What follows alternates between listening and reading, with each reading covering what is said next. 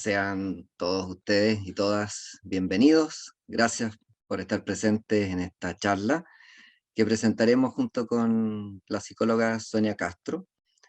Mi nombre es Alfonso Correa, soy psiquiatra infantil y del adolescente, y el tema que vamos a presentar hoy día, titulado Rabietas en los niños, cómo manejarlas, por qué se producen y cómo contenerlas.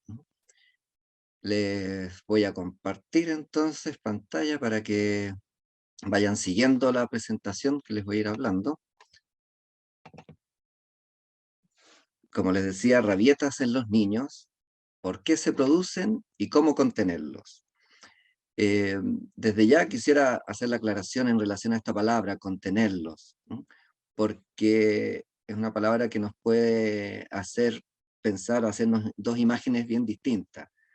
Una es que sería una imagen errónea, que es pensar en contener como un muro de contención, ¿no? Que detiene, que controla, ¿no?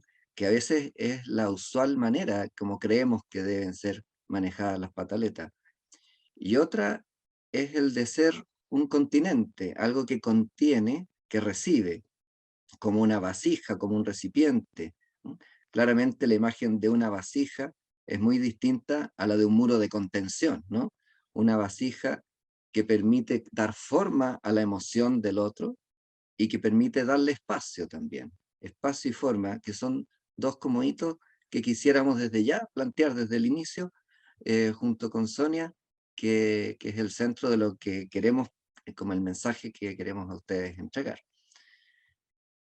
El título también de esta presentación podría haber sido este, ¿no? Rabietas en los niños y niñas, una de las más grandes oportunidades en la crianza.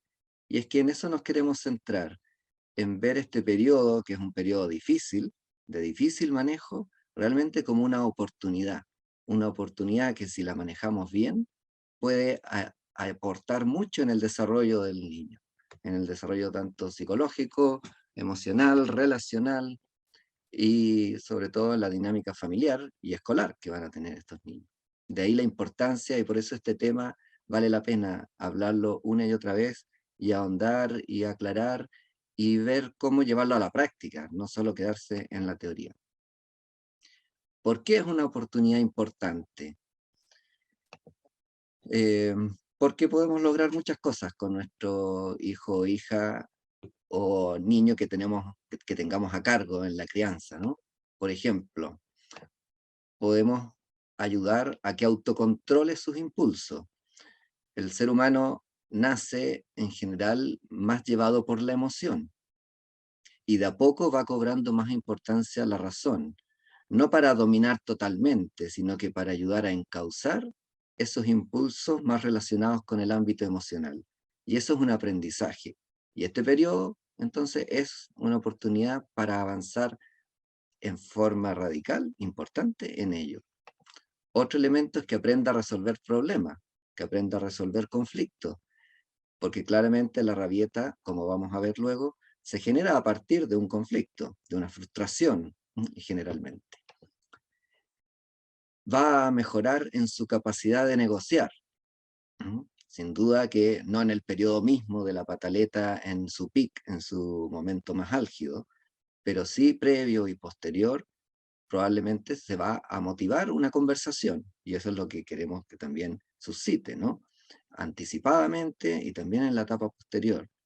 Y con ello mejorar la capacidad de negociar, de transar, de ceder, y también que los niños vean que los adultos somos capaces de pensar, de razonar y de flexibilizar en aquellas situaciones que valga la pena flexibilizar, que es muy distinto a ser inconsistente o a desautorizarse a uno mismo o a otro adulto involucrado. Pero hay una capacidad de diálogo y de negociar. Otro es que retarde la gratificación, que aprenda a esperar, ¿no? Es un periodo, llamado periodo de oposición, ¿no? En que se dan estas rabietas o pataletas, en que el niño aprende entonces a que las cosas no se resuelven de inmediato, que puede ser para muchas cosas necesario esperar, tener paciencia, tolerar esa espera, Eso quizás han escuchado alguna vez un experimento relacionado con los marshmallows. Ujú. Se presenta a un niño frente a un marshmallow y se le dice, te puedes comer este al tiro o dos en unos minutos más. ¿No? Y aquellos niños que son capaces de esperar eso en seguimientos de largo plazo, a años de tiempo hasta que son adultos, se ha relacionado con mayor porcentaje o mayor probabilidad de que ese niño tenga una vida más sana en cuanto a salud mental y a sensación de avance en lo emocional en general. ¿Mm? Entonces es sumamente importante este ítem que aprenda a retardar la gratificación, a esperar. Y también la pataleta es una forma de comunicar una emoción, pero una forma descontrolada, desregulada, ¿no? Entonces también va a ser un periodo en que se puede aprender a expresar adecuadamente las emociones y los deseos y necesidades. También el niño, a través de cómo sobrellevemos esta situación y estas conductas, va a detectar de mejor manera, por la modulación que nosotros hagamos como adultos, o por cómo los escuchemos, o por cómo manejemos nosotros como adultos nuestra propia frustración frente a la pataleta del niño, va a ayudar a que el niño se automonitoree, ¿no? Y logre descubrir cómo fue su reacción y qué generó, ¿no? Y también un punto que suele no dársele tanta importancia, y a mi juicio está aún en la base más esencial de la pataleta, que es que el niño está buscando seguridad, ¿no? Una base más sólida que le afirme y que le haga sentir que puede dar un paso y que el piso no va a tambalear, ¿no? Cuando uno, frente a una frustración, descubre que el límite que me están poniendo se mantiene, eso, aunque no me guste, me genera más seguridad, porque ya sé a qué atenerme. Aunque no me agrade, aunque me genere rabia, e incluso aunque genere una pataleta, si es que esa base sobre la cual en lo cual a través de un límite que me están poniendo, los papás se preocupan de cumplirlo, eso me va a dar más seguridad, porque ya sé a qué atenerme, ¿no? Y voy a adquirir más seguridad. Entonces, si se manejó de esa forma eh, por los padres o por los adultos a cargo. ¿Por qué se hace difícil entonces aprovechar esta oportunidad? Eh, para los padres, frecuentemente nos asustamos, ¿m? Frente a estos repentinos cambios en la conducta del hijo. Entonces nos genera miedo, ¿m? Ya sea, aunque sepamos que los niños tienen un periodo de oposición, y aunque hemos escuchado muchas veces que las pataletas son normales, cuando las vivimos con un hijo al lado, que yo quisiera que se porte bien, que yo quisiera que reaccionara bien, que lo veo inteligente y me extraña por qué reacciona así si antes no lo hacía, o por qué reacciona así si él es capaz de comprender bien la instrucción, o por qué reacciona así si yo ya le he dicho que voy a cumplir y he sido consecuente con lo que le he dicho. Bueno, aún así, en muchos niños, la gran mayoría, las pataletas se producen, por lo tanto, produce miedo. Y miedo a los padres no solo por su futuro del desarrollo, sino que también por qué me va a hacer o cómo o qué significa esta reacción o cómo la voy a manejar. Por lo tanto, también genera impotencia. Es difícil de entender, es difícil de manejar. eh, a veces intentamos varios métodos y no logramos controlarlo y nos vamos de la permisividad al castigo.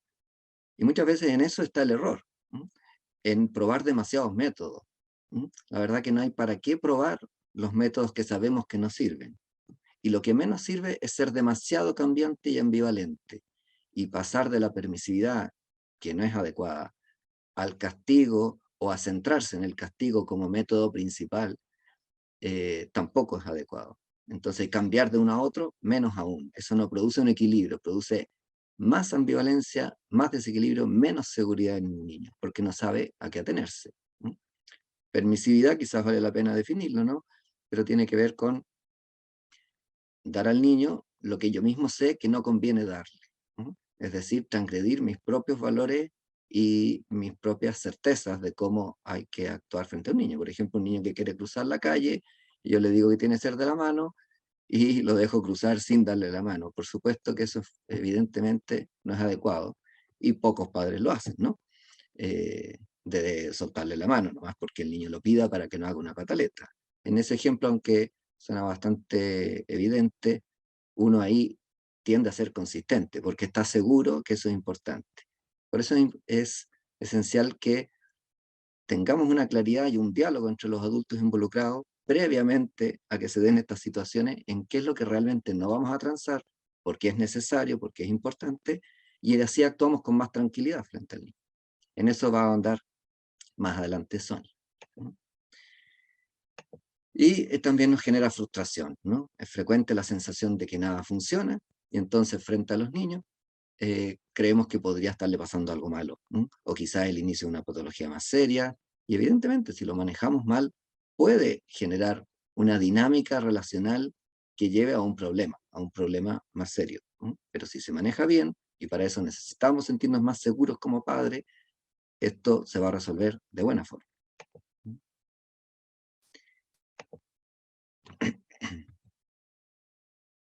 ¿Qué son las rabietas entonces? Son una etapa normal del desarrollo. Primera cosa importante de no olvidar, de tener claro y de ratificar, ¿no? Es una etapa normal que corresponde con un periodo de oposición que generalmente, bueno, hay una manifestación emocional intensa en que el sentimiento principal es la frustración o la rabia que produce una frustración, ¿no? Algo que yo esperaba que me resultara, no me resulta, ya sea por a mí mismo, por una acción mía, o porque los adultos me ponen un límite, ¿no? Y genera un estado de impaciencia y enojo, ¿no? Los niños empiezan a tener dificultades en manejar, en controlar sus propias emociones, y como no pueden regularse ellos mismos, suele al niño darle rabia por su propio autodescontrol, ¿no? Por su autodescontrol. Entonces el niño más se enoja y entra en este círculo que va haciendo crecer la rabia y entrar en una dinámica que le cuesta salir. Y ahí como padres tenemos que distinguir, cuando el niño se esfuerza por tratar de parar esta pataleta. Si yo reacciono también en forma descontrolada, ambivalente, probablemente voy a potenciar ese círculo que lo lleva a ir creciendo en el descontrol, ¿no? Se dan principalmente entre los 2 y 4 años, en forma más intensa entre los 2,5 y los 3,5, y después de los 4 años debiesen irse extinguiendo en forma más o menos rápida, ¿no? Van desapareciendo en forma progresiva, pero rápida, de tal forma que la mayoría de los niños a los 5 años no tiene ya pataletas, o si las tiene son mucho más inusuales, más infrecuentes y menos intensas. Bien, entonces lo resumimos como reacciones descontroladas, no planificadas, no media, si bien puede haber un componente voluntario en el niño o de frustración consciente y de una elaboración parcial de la emoción, en general no hay una buena elaboración de la emoción, el niño está aprendiendo a identificar sus propias emociones, por eso es que la ayuda de esta imagen de ser un continente, un recipiente que lo recibe y le da forma es importante, ¿no? Y con un componente principal de la frustración en él, ¿no? ¿Cómo se manifiestan entonces? Depende del temperamento del niño. El temperamento es este aspecto de la personalidad con la que el niño nace, ¿no? Son características constitucionales, fuertemente marcadas por lo biológico, pero también por las etapas tempranas del desarrollo, del vínculo. Y ese temperamento entonces, si es más hacia el lado de lo irritable, de lo hipersensible e hiperreactivo, van a ser mucho más intensas. Y en los niños de temperamento más fácil, van a ser menos intensas, más suaves y menos duraderas, ¿no? Si hay un buen manejo, evidentemente también van a ser menos intensas. Y se expresan a través de qué conducta, de una lista que probablemente muchos de ustedes conocen y las han vivido: gritos, tirarse al suelo, morder, golpear o golpearse, a veces tirar cosas, llorar en forma desconsolada. Generalmente hay también una tarea de distinguir, ¿hay pena detrás de este llanto o hay rabia expresada como llanto, que suele confundirse, ¿no? Se oponen ante la autoridad, también es importante, no es que se opongan frente a mí como persona, ¿no? Es una oposición que tiene que ver con esta búsqueda de seguridad, de ver qué tan firme es lo que me están diciendo, para encontrar esa seguridad, que que busco. Y luchan por el control e independencia. Generalmente el niño aquí no distingue entre lo que es autonomía de independencia. Ya les voy a dar algunas pistas de la diferencia. Porque una cosa es ser totalmente independiente, que la verdad que eso no existe en el ser humano. El ser humano no avanza hacia la independencia, lo que debe avanzar es hacia la autonomía. La independencia sería ser autosuficiente en forma total, ¿no? Y el ser humano es un ser social, que logra ser autónomo, e ir avanzando hacia esa toma de decisiones, de ir ejerciendo mi voluntad para ir influyendo en el medio, pero nunca en forma totalmente independiente. Pero va entonces avanzando, y ese es el objetivo neurobiológico de las pataletas, tiene que ver con esta necesidad de aumentar en mi mayor autonomía, y que eso involucra un crecimiento y un avance.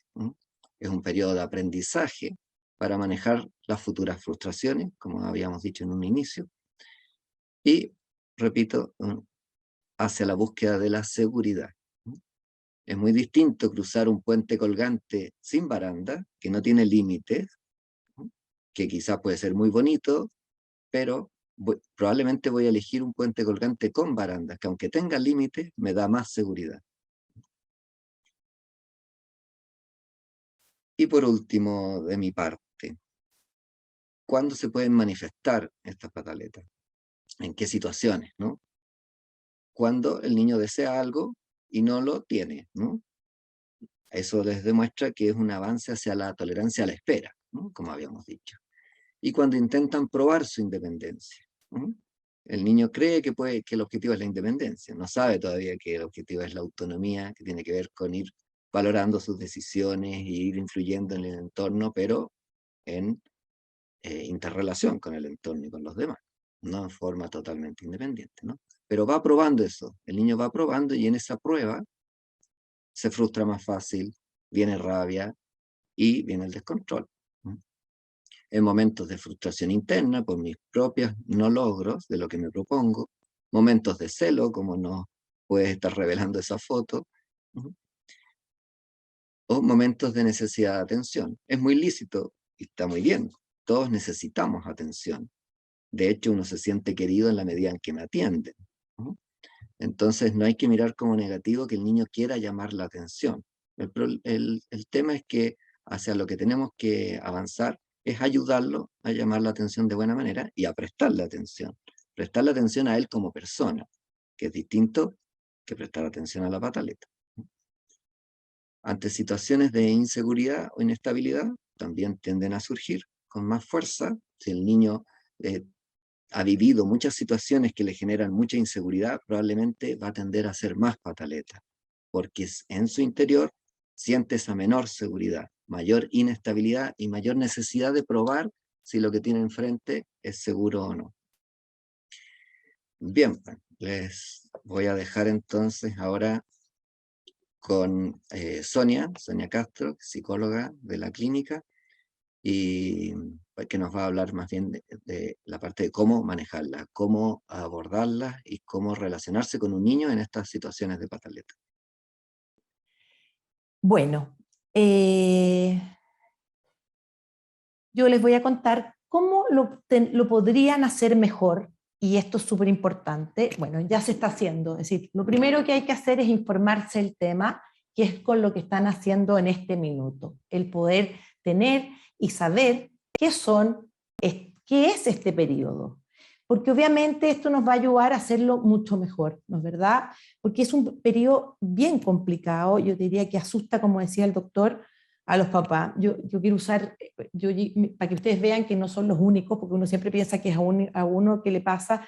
Me acuerdo que venía un papá pues, en este periodo, entonces me decía, Sonia, no sabíamos si venir a un psicólogo o ir a un exorcista.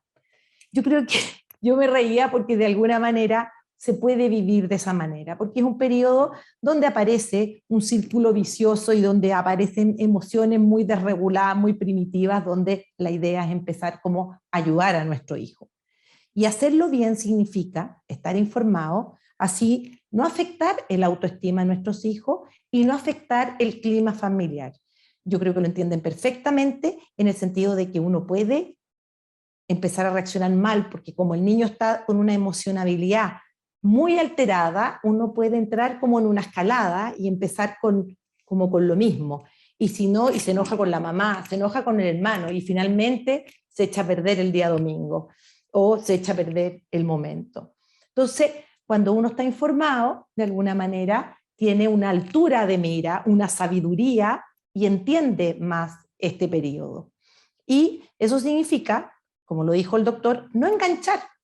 Es decir, esta oposición, ¿no es cierto?, no es nada personal ni con el papá ni con la mamá, sino que es una etapa perfectamente normal que tiene que pasar en la mayoría de los seres humanos, si no es en todos, en algunos más, menos, dependiendo del temperamento, esta búsqueda de seguridad y que va este desarrollo del cerebro. Entonces, cuando uno tiene una mirada de esta manera, como es un periodo normal del desarrollo, no me tengo que descontrolar y quiero hacerlo bien, porque yo estoy segura que todas las personas que están acá son papás que quieren hacerlo bien con sus hijos. Entonces, es además ser sabios, de alguna manera, y hacerlo mejor y cuidar el vínculo, porque puede fácilmente en este periodo romperse el vínculo, porque uno puede enganchar mal, ¿no es cierto? No empatizando o no entendiendo, ay, déjame que me están poniendo esto, gracias, ¿no es cierto? Es importante, como yo les decía, en este momento, como yo les, ahí está, lo quiero ir poniendo, padres que estemos informados, ¿no es cierto? Trabajarle la autoestima, el clima familiar, que yo creo que lo entienden perfecto, que no es una mera manipulación de parte de los niños para hacernos daño a nosotros, justo después que llegamos del trabajo agotado, me hace este show. No, no es nada personal con nosotros. Y la idea es que si logramos tener esta altura de mira y poder manejarlo bien, podemos hacer y podemos educar a nuestros hijos para las futuras emociones que tenga, que se regule, y como todo lo que dijo el doctor, que al niño le enseña a enfrentar todas las posibles emociones y frustraciones más adelante. Es decir, le enseñamos, le entregamos una gran herramienta, y por eso es súper necesario hacerlo bien, empatizando, acogiendo y cuidándolo. Muy importante es, y esto siempre lo digo, la forma como se hace.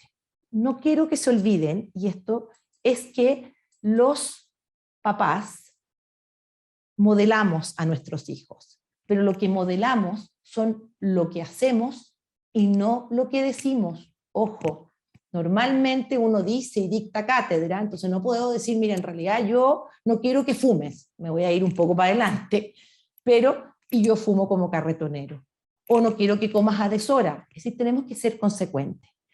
Y obviamente, para ser un buen modelo, significa que el abordaje de este momento, de esta pataleta, es no perder el control, y la información ayuda a no perder el control, no gritar, no insultar a nuestro hijo y no intimidarlo.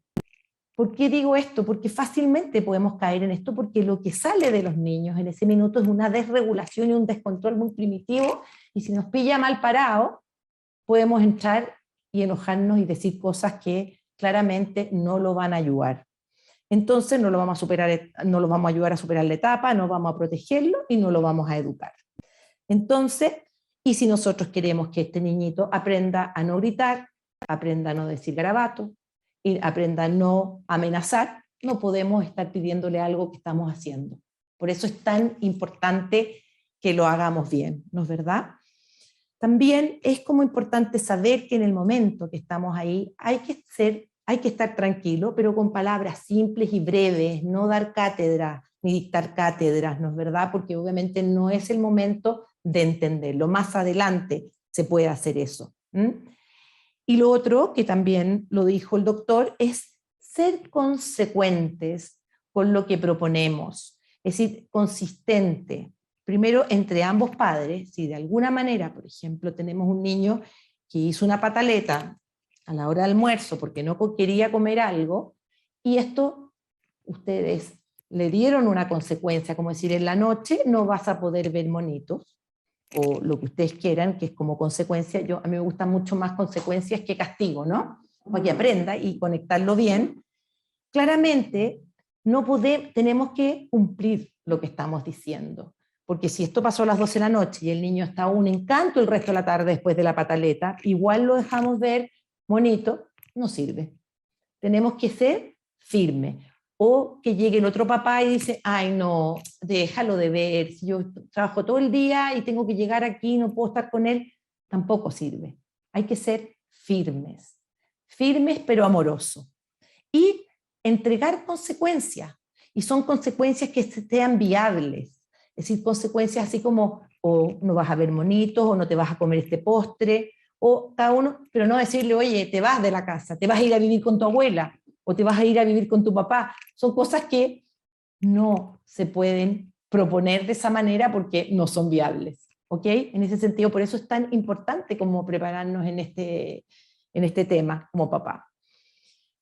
Yo puedo darles algunas estrategias que pueden servir para un mejor manejo frente a estas situaciones. Por ejemplo, anticiparse a la pataleta puede ser tremendamente efectivo. Anticiparse porque yo creo que normalmente saben en qué momento él va a hacer una pataleta. Entonces, antes que aparezca, como ya saben, podemos hacer cosas para que no aparezcan, o ya sea proponer una consecuencia y decir, mira, si pasa esto o tú haces tal cosa, te vas a quedar sin ver tele o qué sé yo, cumplirlo, y cuando llega el momento de no lo hizo, solamente actúan la consecuencia y no se habla más del tema.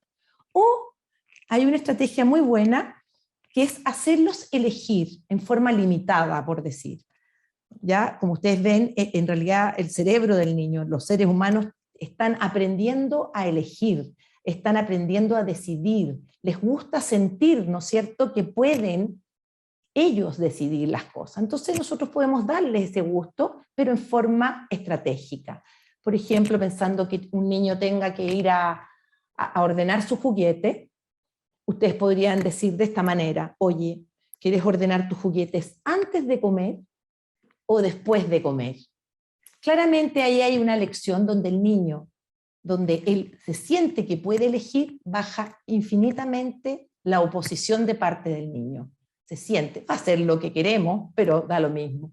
Puede pasar también, y me gusta dar ejemplos porque es más fácil entender, de repente hay temas, y obviamente pataletas cuando hay que ponerse ropa, o cuando el que quiere salir en short y están, no sé, 3 grados en la calle, podemos dar la opción de decir, a ver, ¿te quieres poner este pantalón o este pantalón? No pelear que el short, no, dale 2 opciones de pantalones. Y da lo mismo el que se ponga, pero el que sienta que eligió, porque eso es lo que quiere en definitiva, y siempre te va a decir que no, porque se está probando, ¿no es verdad? Esta nueva adquisición, yo le llamo. Eso con respecto a la anticipación.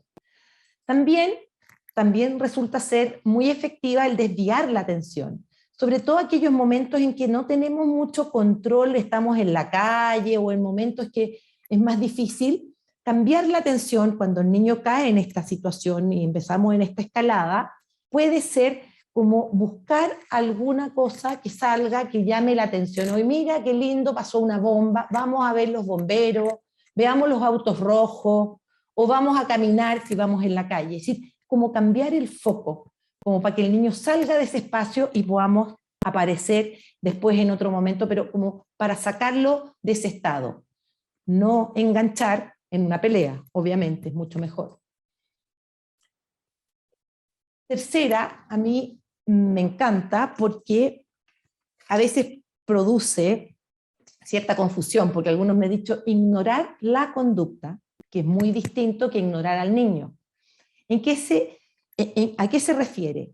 Que el niño no gane absolutamente nada con la conducta indeseada. Es decir, que no gane lo que está pidiendo, quiero que me deje esta comida, o quiero esto, o que gane atención, que también es lo que está buscando de base, como lo dijo el doctor, ¿no es verdad? Entonces, una estrategia infalible es que el niño no reciba ninguna atención cuando esté en la crisis y en la pataleta y el descontrol, no gane atención, ¿no es cierto? Y de alguna manera eso hace que esta conducta ya no le sirva. Y él se dé cuenta, oh, no gano nada con esto. Yo siempre les digo a los papás, ¿cuánto uno dura peleando con una pared? La pared no te contesta, ¿no es cierto? Entonces te vas a cansar. Y el niño lo más probable es que no vuelva a repetir una conducta porque no ganó nada. Es decir, no ganó lo que quería y no ganó atención. Y lamentablemente la atención es cuando nos enojamos y podemos estar todo un día peleando con el niño y todo el día recordándole lo que pasó con respecto a una situación. Aquí me encanta dar este ejemplo, que es cuando nos pasan cosas en un restaurante, ¿no es verdad? Y bueno, ahí es más difícil el manejo, pero nos tenemos que ir, devolver todos al restaurante porque el niño está imposible, qué sé yo. Nos subimos al auto, toda la familia, y en el auto es un discurso arriba para abajo, y hablan, lo retan, le siguen diciendo, llora, se pelea el papá con la mamá, llegan a la casa y siguen peleando. Win, ganó él. La conducta no se va a extinguir. Es no hablar más de algo que no me interesa reforzar. ¿Ah? Entonces ahí yo creo que es súper importante como pasar la página. Yo decía, es como cambiar el tema y no seguir. Y aquí viene algo muy bonito y que normalmente pasa, que ya cuando baja el nivel de intensidad, los niños tienden a acercarse a pedir disculpas. Y son conductas reparatorias, lo cual es muy sano que tengan los niños y eso siempre hay que acogerlo. Entonces, por eso es tan importante que aquí los papás no queden así con la rabia y que este niñito me fregó todo el domingo o me fregó el almuerzo. Entonces, en vez de cuando el niño te llega a pedir perdón, responderle, oye, es que ya igual me fregaste el día, no, pero seguí haciendo lo mismo. No, aquí como estamos enseñando y con altura de mira, es aceptar e incluso confiar. Qué rico que pudiste. Yo sí, yo sé que qué bueno que estás pidiendo disculpas, y aceptar y reforzar la disculpa. Y otra cosa que aquí no sé si la puse, pero es sentir que nosotros como padres confiamos que él tiene la capacidad de hacerlo bien. No como al tiro decir, es que yo creo que nunca aprendes, o qué sé yo, los típicos discursos que hacemos que no ayudan absolutamente en nada. ¿Ah? Eso. Y como, bueno, pasar la página y me desordenó porque lo dije un poco antes. Estas son es como algunas reflexiones, como decía el doctor, efectivamente, esta es una gran oportunidad, mirándolo en positivo, una gran oportunidad para poder hacerlo bien como papá, una gran oportunidad para poder ayudar a nuestros hijos y enseñarles a educarlos en las futuras reacciones emocionales, en que en definitiva, como decía, se logran autocontrolar, saber lo que quieren o no quieren, saber lo que se espera de ellos. Es decir, eso es tremendamente importante porque le estamos entregando una cantidad de herramientas a futuro maravillosas, como decía lo del marshmallow. El doctor claramente se ha visto cuando hay un mejor manejo o un peor manejo, y esto es el momento. Y en definitiva, ayudamos a nuestros seres chiquititos que tanto amamos, ¿no es cierto?, a que se adapten mejor a la vida y que puedan volar solitos. ¿Ah? Y obviamente ser mejores personas y pasarlo bien en todos los ámbitos. Eso es lo que les quería contar. Muchas gracias. Les damos muchas gracias por haber estado presentes aquí en esta charla. Esperamos que haya servido lo que les hemos entregado, esta información, y que la podamos poner en práctica como papás, ¿no? Sonia, ¿quieres decir algo para ir cerrando esta parte? No, que yo los felicito a todas las personas que se han ido conectando, porque claramente habla de que son personas que les interesa ser buenos papás y les interesa aprender y hacerlo bien con las personas chiquititas. Así que gracias. Pero espero que sea de utilidad para ustedes y muchas gracias por escucharnos.